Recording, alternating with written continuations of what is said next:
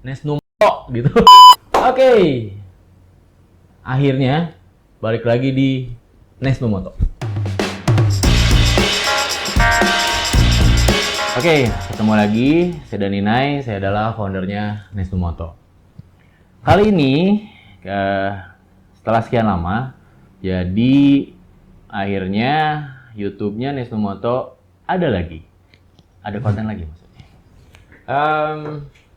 Kali ini kita bakalan bahas atau kita bikin atau kita program kan, Gus? Iya, program. Oh, oke. Program apa emang?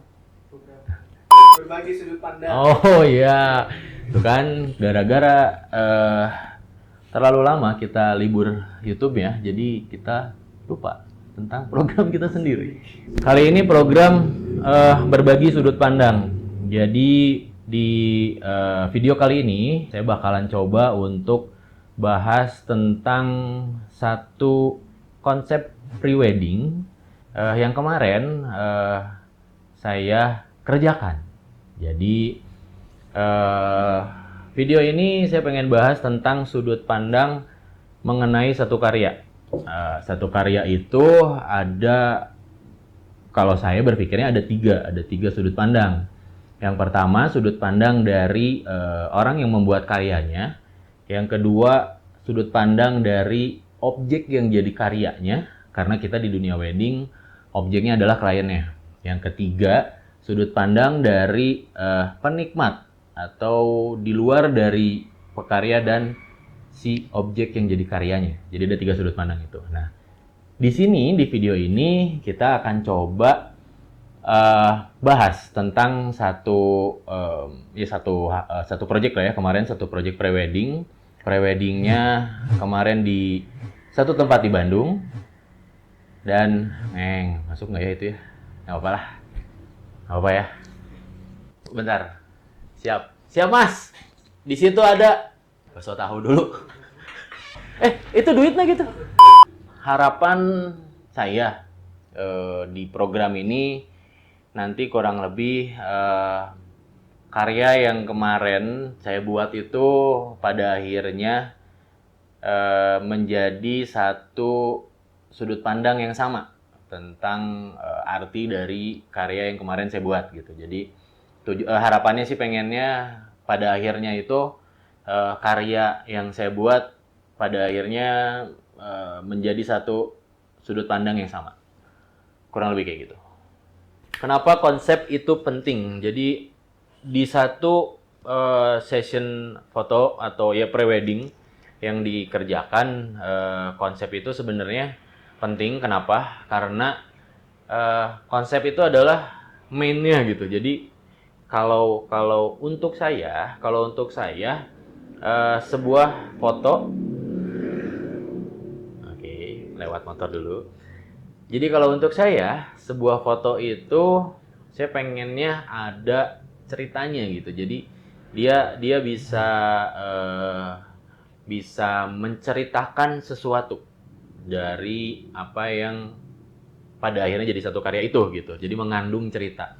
Nah, si cerita ini akan terbentuk dari konsep yang kita bikin.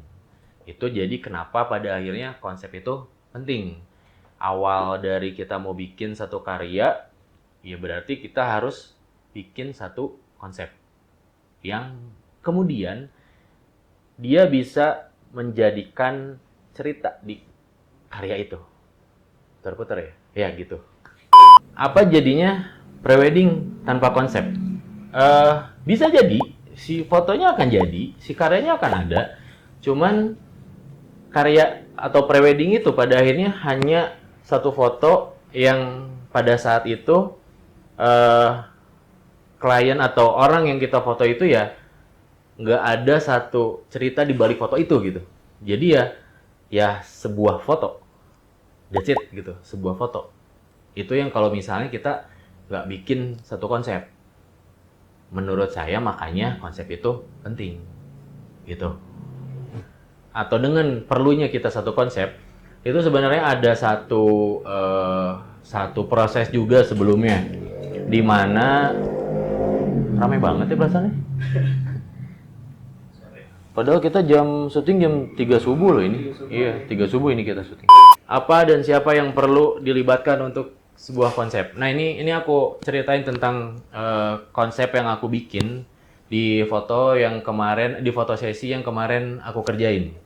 Jadi di sini di konsep di sesi foto ini klien aku ini aku ada proses untuk brainstorming sama mereka. Jadi ada ngobrol-ngobrol lah sama mereka.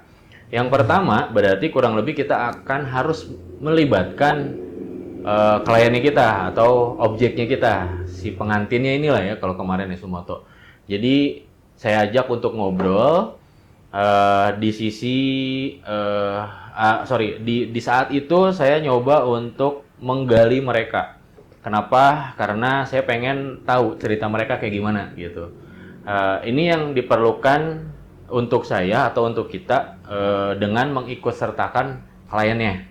Jadi kita biar bisa istilahnya tahu lah kayak gimana sih mereka tuh ceritanya atau apa tentang merekanya gitu ya. Itu yang pertama. Jadi yang pertama adalah objek si fotonya kita gitu. Kalau kemarin kliennya. Yang kedua kemarin saya konsultasi prewednya atau brainstorming prewednya. Kemarin tuh saya didampingi oleh wedding organizer-nya juga gitu. Kemarin kenapa sih perlu? Karena pada saat nanti kita akan foto sesi, sebenarnya dia yang akan membantu kita untuk mempersiapkan lah keperluan kita juga nanti sama kliennya juga untuk di foto sesinya gitu. Jadi kalau kemarin ya kurang lebih yang saya ajak untuk brainstorming fotonya itu sesi untuk brainstorming sesi fotonya. Yang pertama adalah kliennya, yang kedua waktu itu wedding organizer-nya. Ada juga saya dan satu orang tim kreatif yang waktu itu memang nggak ikut, tapi akhirnya saya suruh. Gitu, itu yang harus ikut. Itu kebiasaan orang. Atur lah Gus. Oke, bagaimana sebuah konsep itu akan mempengaruhi visual dan story. Jadi, konsep yang kita buat itu pasti pada akhirnya mempengaruhi visual yang kita ambil. Karena pada saat kita ngambil take foto di satu foto sesi, itu kita harus tahu dulu kita akan ngebuat foto kayak gimana. Kita akan bikin foto yang menceritakan apa. Jadi konsep yang sudah kita buat pada akhirnya akan sangat mempengaruhi pengambilan gambar kita nanti, yang kemudian juga sudah pasti menjadi satu bentuk visual gitu. Jadi ya sudah pasti konsep itu akan mempengaruhi si visualnya. Terutama ya kalau story jelas lah ya. Karena juga visual itu nanti terbentuk fotonya atau gambarnya, dan di situ juga akan terlihat story-nya seperti apa yang sesuai dengan konsep yang kita bikin. Oke, itu tadi lagi. Oh, suruh nonton video nggak? Kita coba aja ya, teman-teman lihat di video yang ini sekarang ya. Ayo, sekarang. Langsung. Ya. Oke, sekarang langsung Gus. Langsung. Oh, oke, langsung.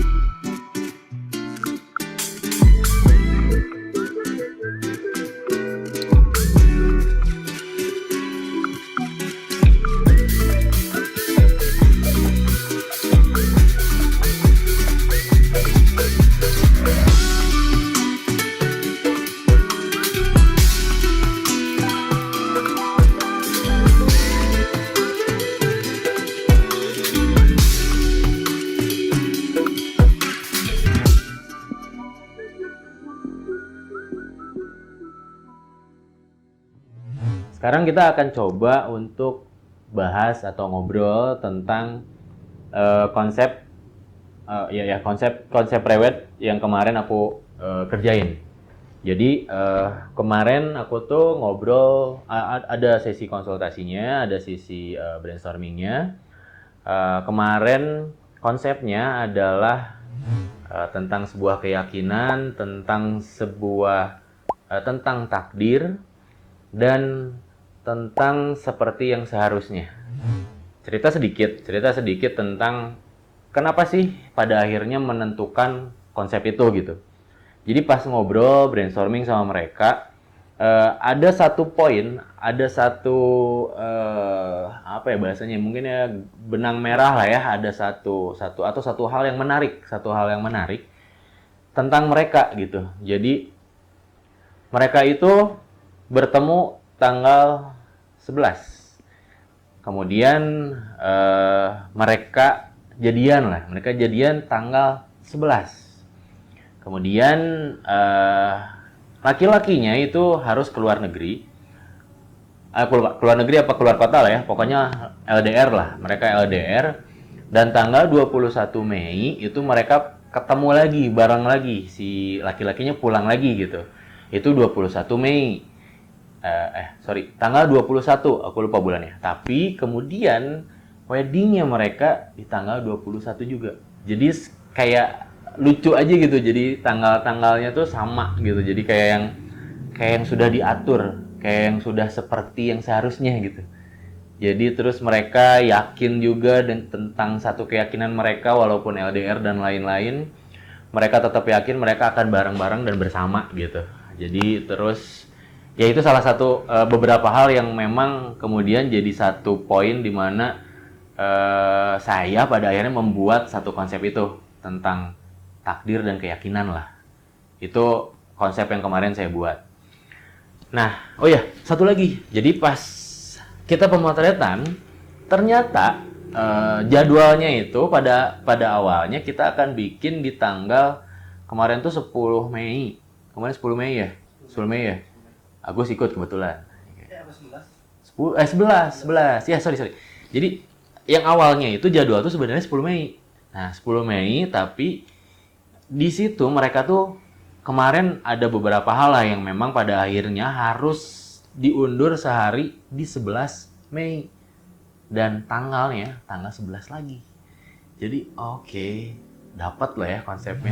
Selain dari tadi beberapa hal yang memang pada akhirnya menurut saya hal yang menarik gitu ya. Hal yang menarik.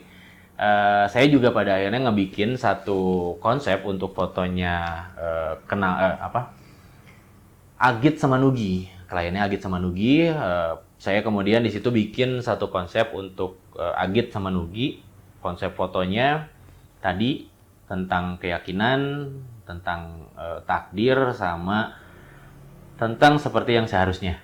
Gitu. Nah, untuk Agit dan Nugi, saya juga bikinin satu konsep foto yang kalau teman-teman lihat di foto yang saya buat itu saya pakai beberapa properti.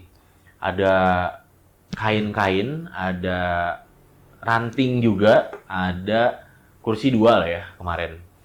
Kenapa sih harus ada properti itu gitu? Jadi saya bikin ini sih mungkin lebih ke apa ya namanya ya? Mungkin lebih ke ya saya yang pengennya saya. Jadi ini lebih ke saya berpikir membuat beberapa analogi.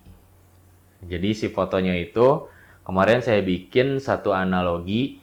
Kenapa harus ada ranting-ranting pohon? Saya analogikan bahwa ranting-ranting pohon itu adalah kehidupan mereka gitu. Yang cabang-cabang tuh jadi kayak kejadian-kejadian mereka lah, atau jalan-jalan mereka yang kemudian harus berpisah dan lain-lain. Mungkin bertemu yang diatur sedemikian rupa akhirnya si tanggalnya sama gitu. Tapi poin dari kenapa harus ada ranting-ranting itu tuh analogi yang mencerminkan jalan-jalan kehidupan mereka lah. Itu satu. Yang kedua, kain-kain yang ada itu sebenarnya lebih ke menganalogikan kejadian-kejadian yang ada di jalur-jalur kehidupan mereka. Jadi ada rantingnya, ada kain-kain yang digantungnya, itu tuh nganalogiin satu jalur kehidupan mereka dengan kejadian-kejadian yang dilambangkan dan analogikan sama si kain-kain yang tergantung itu. Itu analogi sih konsep prewed yang kemarin pakai properti ranting dan kain-kainnya. Nanti kalian bisa lihat ya di beberapa foto yang nanti akan ditayangin juga lah ya di sini. Jadi selain yang tadi ada ranting dan kain-kain, aku juga nyuruh Agit sama Nugi untuk tulis beberapa tanggal-tanggal atau beberapa kejadian yang aku wakili dengan tanggal ya. Tanggal-tanggal mereka kayak ketemu pertama, jadian, istilahnya ketemu lagi, akhirnya menikah gitu. Nah, aku suruh tulis tuh dengan ada satu kain yang di situ pun aku tuliskan satu kata